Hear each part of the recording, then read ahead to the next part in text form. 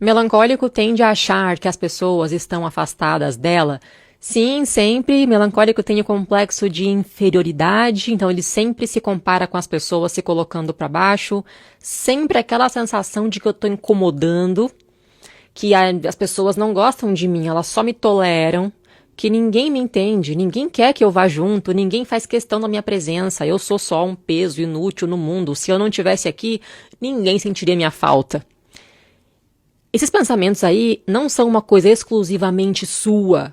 É um padrão comum que todo melancólico pensa negativo do mesmíssimo jeito. É por isso que nós temos tanta dificuldade em socialização. Porque cansa muito ter que lutar contra tudo isso na cabeça e se esforçar muito para que alguém goste de você. Não, eu não acho que eu mereço ser gostada. Eu tenho que me esforçar, tenho que suar, batalhar para conseguir aprovação. Aí cansa mesmo interagir, cansa muito. Não se importe tanto, seja mais sanguíneo. Gente, eu entendo que vocês devem falar isso de coração, mas assim, me escuta. Quando você conhece um melancólico, falar coisas do tipo, não se importe tanto, seja mais leve, esquece o passado, não fica triste, fica bem. É um tipo de conselho que não é só que ele é inútil, é que ele atrapalha. Porque não é questão de escolha se importar ou não.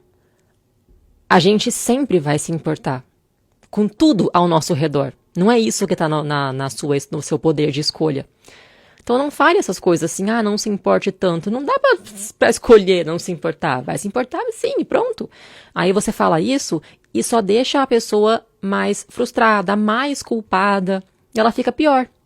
Então esse conselho aí, atrapalha demais. Atrapalha muito, não fale. O que fazer para não se entregar à tristeza? Primeira coisa, o que você tem contra a coitadinha da tristeza? Olha como ela é linda, fofinha, muito necessária, muito essencial para a nossa vida, para a nossa mente, nosso coração. Segundo, na autoterapia, eu ensino muito para os meus alunos o grande paradoxo, que é o seguinte: quanto mais você foge da emoção, mais ela te domina, e quando você consegue aceitar uma emoção, a emoção tem um ciclo dentro de você. Ela vem por um motivo, ela atinge o seu ápice e ela vai embora. Quando você aceita a emoção, você entende a emoção, você olha para ela com um olhar de aprendiz, de aluno, e não de fugitivo, maluco, mas respira, calma, deixa ela vir, deixa ela, só deixa, assiste ela, aprende com ela. Quando você aceita, ela vai embora. É uma mágica. Melancólico tem tendência a ser dependente emocional? Totalmente. Se ele tiver uma fase da vida vulnerável e carente, é assim, basta uma troca de olhar acidental no ônibus, basta ele ver alguém lá longe lendo um livro que ele gosta, basta qualquer sinal que ele começa a criar na cabeça dele uma história com aquela pessoa, e a imaginação vai longe em um segundo, e pronto, já a dependência já começa aí, porque daí todo dia ele vai ficar focado em encontrar de novo aquela pessoa, já sonhando que talvez possa realmente ser real a história deles. O amor platônico começa a invadir os sonhos dele durante a noite. Mas assim, dependência emocional de qualquer pessoa que te dá um pouco de atenção. Amigo, colega de trabalho, chefe, professor, pai, mãe. Morar fora do país, como seria para o melancólico? Um sonho, né? É um sonho. Todo melancólico vai crescendo já alimentando esse sonho de que parece que eu me encaixo em outras culturas e aqui eu sou um peixe fora d'água, mas como seria se eu morasse num país mais frio, num país onde o introvertido é mais valorizado socialmente? Como que seria se eu conseguisse ficar longe da minha família e do peso de críticas, da opinião alheia de todo mundo que já me conhece aqui? E nós vamos assim, crescendo, alimentando esse sonho, pensando um dia eu vou conseguir sair daqui e morar bem longe. É meu sonho também. Como não sentir mal por não querer fazer festa quando seria o normal fazer? Olha, na minha cabeça, com o passar dos anos, eu desenvolvi uma clareza que funciona assim. Quem inventou o normal? Padrão da sociedade, ou seja, o que a maioria das pessoas faz, o que a grande massa, como eles se comportam. Aí eu começo a olhar, analisar criticamente, na minha cabeça, essas pessoas, a maioria das pessoas. Eu admiro elas, eu admiro a vida delas, atitudes delas. Eu acho que elas são felizes com a vida delas. Eu acho que será que elas gostam delas mesmas? E eu vejo que tá tudo errado. Aí hoje em dia eu sou assim, tudo que a maioria faz, eu faço questão de não fazer. A maioria gosta de algo, quer dizer então que eu odeio? Ou não gosto?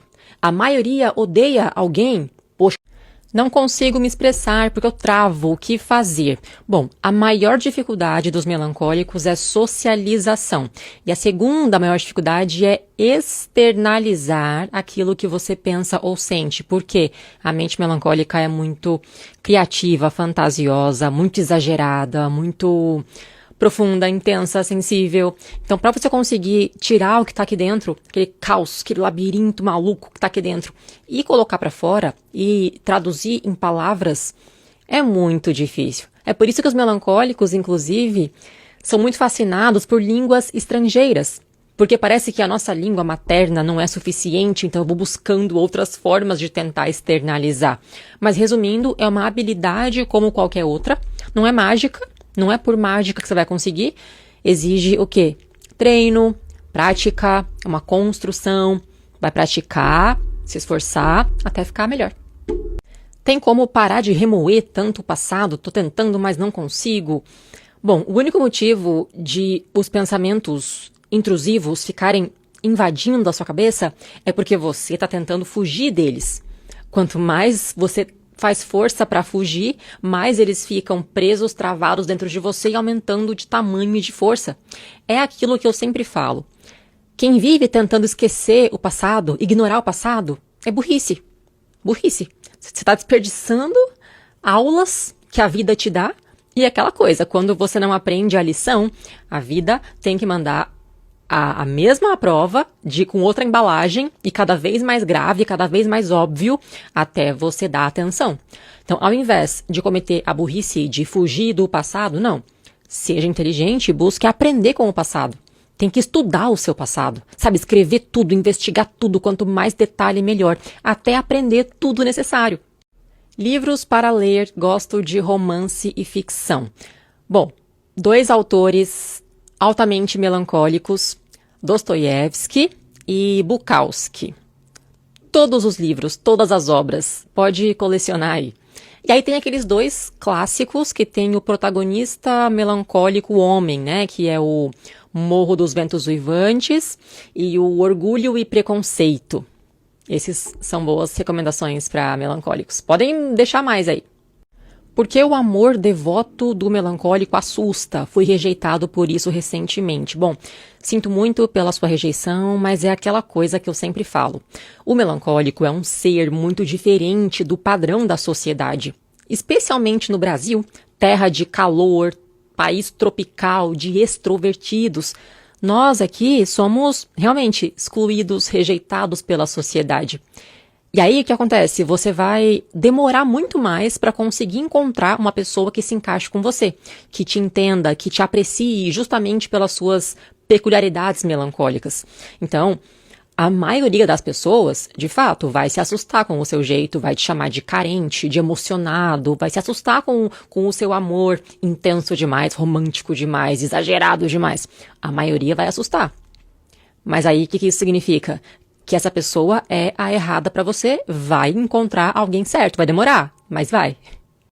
Equilíbrio, essa palavra funciona para nós. Essa palavra é uma piada, né? É uma ilusão, uma utopia que não existe e que foi criada como um produto para você desejar alcançar uma coisa que é inalcançável, para você continuar frustrado e comprando terapias para um objetivo, um padrão que nem existe, nem deveria existir porque não faz sentido. A vida não é para ter equilíbrio. A vida é para ter uma batalha que vale a pena lutar. A vida não é para você ficar aqui passeando, curtindo e sendo leve. A vida não é para ser leve. É egoísmo você achar que a vida foi feita para eu ser feliz. Que baita egoísmo. A vida é para você cumprir uma missão, para você fazer alguma coisa útil com aquilo que te foi dado, para você usar a sua vida para contribuir, para crescer e contribuir. Sabe, não ficar passeando, ser leve. Tem como o melancólico não se apegar em amizades e como deixar amizades que não faz sentido. Olha, é possível, mas é muito difícil. Isso aí é um negócio que eu sempre tenho que estar puxando a orelha dos meus alunos para ver se eles conseguem largar de algumas amizades, porque o melancólico, ele se apega e tem uma qualidade e um defeito ao mesmo tempo, que é o quanto a gente consegue suportar a dor. Então, até o melancólico cortar relação com alguém, ele consegue aguentar muita coisa. Ele aguenta ser sugado, ele aguenta muita piadinha, debochezinho, ele aguenta muita crítica, muitas desculpas esfarrapadas, ele aguenta muita coisa para deixar o outro bem e ele aguenta ficar mal em prol do bem-estar dos outros, com medo do que os outros vão pensar. Ele tem medo de se arrepender e ficar culpado depois. Olha, pensa numa coisa difícil. Melancólico é mais rígido também com relação às regras espirituais. Bom, o melancólico tem uma coisa chamada autocobrança excessiva. Então, toda vez que ele vê um conjunto de regras, aquilo gruda na cabeça dele e ele é literal. Ele vai levar 100% a sério aquela regra e ele vai se cobrar ao máximo, ele vai se vigiar ao máximo para garantir que ele nunca vai fazer nada parecido com quebrar o mínimo daquela regra. Senão ele já quer se punir, ele já quer se martirizar, ele sente que ele é o pior lixo da humanidade. Então, na religião, o melancólico tem a tendência de se considerar um pecador, maior pecador do mundo, por qualquer pequena coisa que ele faz. O que, em teoria, está correto, mas na prática não é assim que funciona. E muitas vezes essa cobrança mais te afasta de Deus do que aproxima. Então tem que ter cuidado com as regras. Tem que ter muito. É comum pensar, nossa, será que eu tenho algum BO na cabeça? Olha, isso aqui é mais um teste para saber se você é melancólico mesmo. Porque todo melancólico, não é que ele acha que ele tem algum transtorno mental. Ele tem certeza. Todo melancólico tem certeza absoluta que ele tem um ou dois ou todos os transtornos mentais possíveis. Porque ele se sente muito diferente de qualquer outra pessoa. Ele se sente como muito mais dramático, muito mais sofrido. A vida é muito mais difícil, muito mais penosa. A gente se sente um excluído, um ET, um alienígena. Então, melancólico, olha, se você puder nunca ler o manual de transtornos mentais da psicologia, não leia. Porque senão vai começar uma paranoia na sua cabeça que você tem tudo que tá lá. Ah, vai. Como tirar da cabeça e ter mais ação? Penso muito e ajo pouco. Essa é a mágica da escrita. Porque quando você só fica pensando, planejando uma ideia dentro da cabeça, isso te deixa maluco. Porque aí você não sabe direito o que você está pensando, aí você tem medo de perder as ideias e isso te faz ficar segurando os pensamentos. Você não consegue dormir, não consegue se concentrar, a cabeça fica hiperestimulada, sobrecarregada. É horrível, é horrível. E aí é essa preguiça de escrever que te faz ter muito mais trabalho mental. Então quando você tira a preguiça, para encarar seus pensamentos no papel, tira o peso daqui, escreve muito, escreve cada detalhe do seu plano, escreve vantagem e desvantagem, plano A, plano B, plano C, plano D, o passo a passo minucioso do mês, do ano, da década. Quando você escreve organizadinho, isso te impulsiona para ação. Como identificar um melancólico quando gosta de alguém? Ah, boa sorte. Boa sorte porque é sutil. São detalhes que a gente não vai deixar escapar. Ou vai tentar ao máximo segurar para não deixar escapar. Quem já assistiu ou já leu o livro Orgulho e Preconceito? Conhece lá o Mr. Darcy? Olha os sinais que ele dava quando ele gostava da moça lá, da história. Esqueci o nome dela. Quem assistiu vai entender o que eu tô falando. Às vezes é um esforço tão grande para não demonstrar que ele gosta de alguém, que ele começa a dar sinais contrários que parece que ele te odeia, só que ele tá gostando de você. Então, é boa sorte, boa sorte. Qual estação climática o melancólico se adapta melhor? Bom, na filosofia dos 4 temperamentos, cada um deles é associado a uma estação do ano, a um elemento da natureza, a um horário do dia. Então, o melancólico seria o outono, naquele momento, né, que as folhas vão caindo, a árvore vai perdendo, vai secando, ficando sozinha, a introspecção. Melancólico é o elemento terra. Imagina o elemento terra. Você tem que colocar semente, cuidar, cultivar, esperar o crescimento com muito cuidado, muita atenção. Quando é bem cultivado, não tem limite para suas raízes e para onde pode chegar, mas exige tempo, paciência, cuidado. Hora do dia, madrugada. Melancólico na madrugada, melhor flui, se sente bem.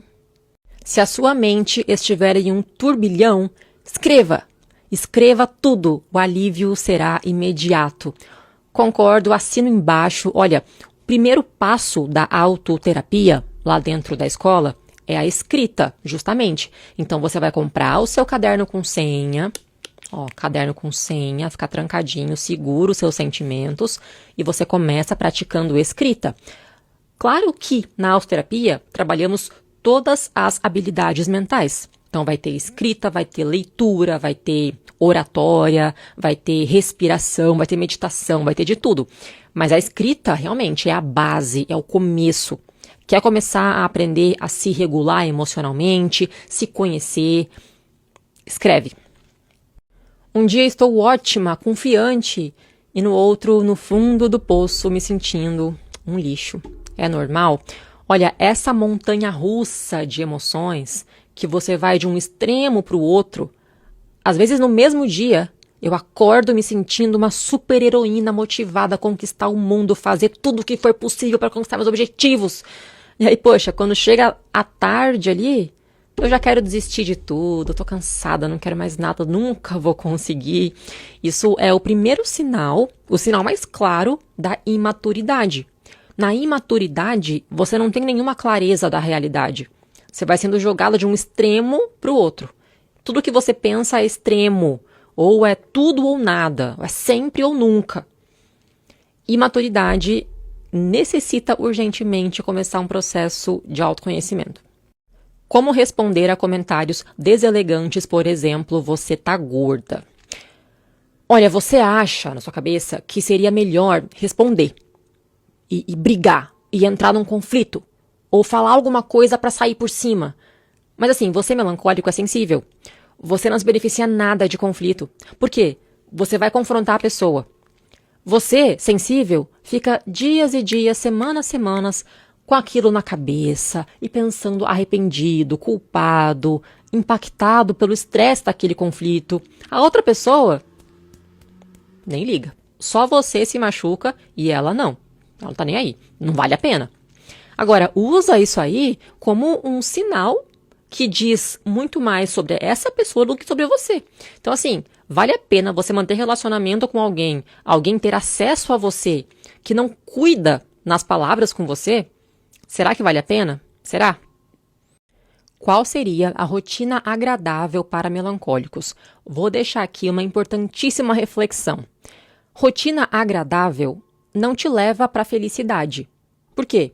Se eu for fazer o que me agrada, que eu gosto, que me dá prazer, que é fácil para mim, eu de verdade gostaria de ficar todo dia em casa, sem maquiagem, de pijama, com o ar ligado, cobertinha, assistindo série, maratonando todas as séries que tiverem no mundo. Eu amo, sou viciada em série. Eu queria viver desse jeito, fazer só isso da minha vida. Rapidamente, eu ia perder o sentido de continuar vivendo. A rotina que você deve buscar mesmo com sentido, propósito, é uma rotina que vai ser difícil, vai te desafiar, mas ela vai te fortalecer. Rotina de força para corpo, mente e espírito, foca nisso. Letras e pedagogia é a profissão boa para o melancólico? Olha, eu sou formada em letras, é a minha primeira graduação. Eu trabalhei em 2 escolas de inglês diferentes. Foi minha primeira carreira da vida com 17 anos de idade. Na primeira escola que eu trabalhei, não vou falar o nome, mas eu era muito feliz. Porque nessa escola era estimulado a criatividade dos professores na aula. Era tipo aquela aula show, que você, quanto mais expressão, quanto mais teatro, quanto mais maluquice você trouxesse para a aula, isso aqui era o elogiado. Eu era muito, muito feliz. Sinto falta desse tempo. Aí na segunda escola que eu tentei trabalhar, aí já era muito mais todo mundo fechadinho ali, tinha que seguir o padrão, não tinha espaço para você criar suas aulas, tinha que você só seguir o que estava no livro. E aí aquela monotonia, aquela coisa robótica, eu não aguentei ficar 6 meses. Para mim foi assim.